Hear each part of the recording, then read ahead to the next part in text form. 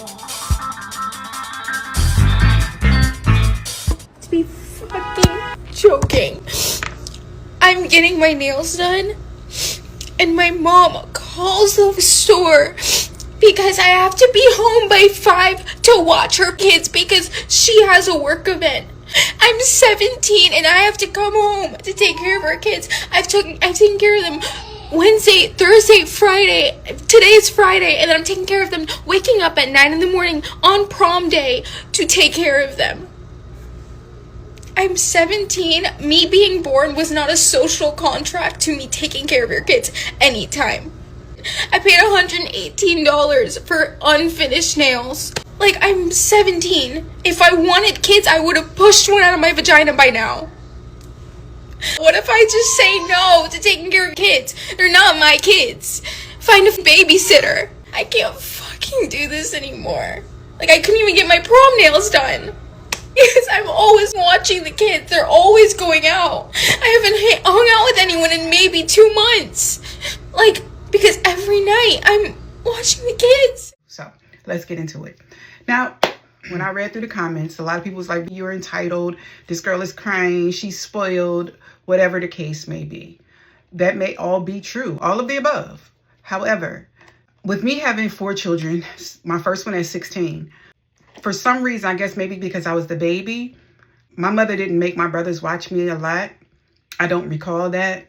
We were all together all the time, or cousins or whatever. I was the only girl, so I was always around, and she always kept me close. So I'm sure she could have had them watch me. And after school, we walked home together. Of course, they would watch me in between those hours or whatever until she got home. A lot of times when we have steps children, or we have an older child and wait a big gap in between and then have more kids, and the older kids are more mature and able and capable of watching them, parents put the load on them. And I know this is a touchy topic, and this is literally my unpopular opinion. I tell my grandkids, mothers, you have to use insight and wisdom, and you have to take constructive feedback really well as parents. And I want to always use myself, because I don't want people to come on here and say I'm doing this. I have adult children. I have adult male children and 1 daughter, and my males all have children. And I always preach and teach to them not to put that burden of who you lay down with on that child. Let that child have a childhood, because they're going to grow up so fast, and then you're going to wish that you had that time to nurture that child, because it's overnight and they're older. They're teenagers. They're going through their own stuff, and they really get burnt out.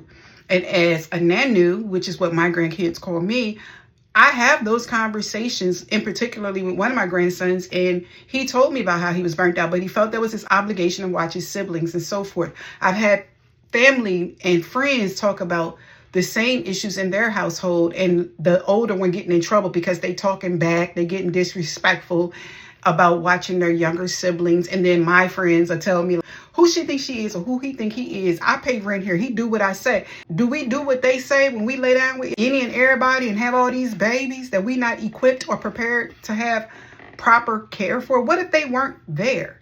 You would have to adjust accordingly. So we can't have tantrums with our children when they're having age-appropriate tantrums. How that look? So then it goes into something else, and now it cascades and transitions into all this stuff and blame back and forth, and it becomes very heightened and very disrespectful. So whatever each one of them want to get off of their chest when it's a hot temperature moment, it's going to come out. I'm sure this young lady obviously loves her siblings. She's been doing this for a while. However, this was a special moment for her at 17, because she's about to graduate high school soon, and she was getting ready for prom. And not only that, she scheduled her appointment. So her mom told her she needs to check in with her first and check her mom's schedule. I don't know what's going on in the house. Maybe that's what they agreed to when she got pregnant. I don't know. This is what we have to yield to as parents. Just like when we want to go somewhere and we don't have a babysitter, we have to say no, we can't go. We have to adjust. We can't get mad at nobody. Some people just have free time, and that free time don't mean I need you to occupy with your babies. Go ahead somewhere. I could be sitting up in my room like this, doing nothing. And that don't mean that that's an indicator that I need to be babysitting your kids. Okay? So parents, I need us to be more emotionally mature than our children. Stop having tantrums about the children that you lay down and had, and then have a conversation. And if nothing else, if she's just emotional, don't mean no harm, she ain't trying to diss her mom, young people learn how to communicate effectively. Stop harboring and oppressing these emotions and feelings, and then they come out as word vomit and emotional vomit on social media, when this conversation could have been taken to the parent. But if they don't know how to approach the conversation without the parent being tone deaf to being accountable, and the kid being disrespectful because they're emotionally upset, it's not going to work anyway. So you got to learn to put that in your pattern. As mom and dad ask, they need to relearn and rethink how they approach the person that they're asking, because she going to fly out of there when she get out of high school. She ain't going to want to be bothered with y'all. Because I know my grandson said he can't wait. He out. He can't wait. He ain't looking back. So yeah, they need to learn another system.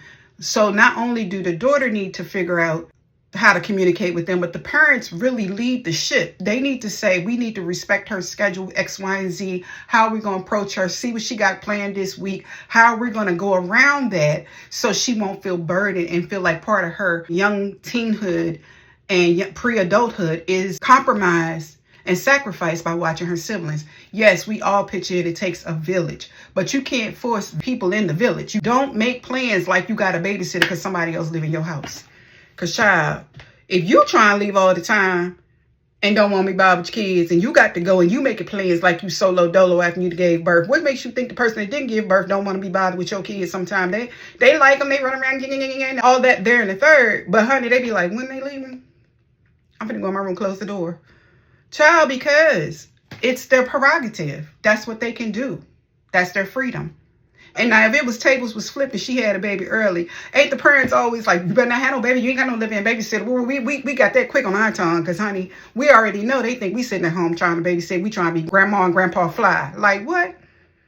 You know we be saying the same thing that little girl saying. So let me go get my thing, child, because y'all know I got to do it. This is your girl, Miss Motivational Mogul Mindset, Ava Cherie, and this is my unpopular opinion, accountability reaction.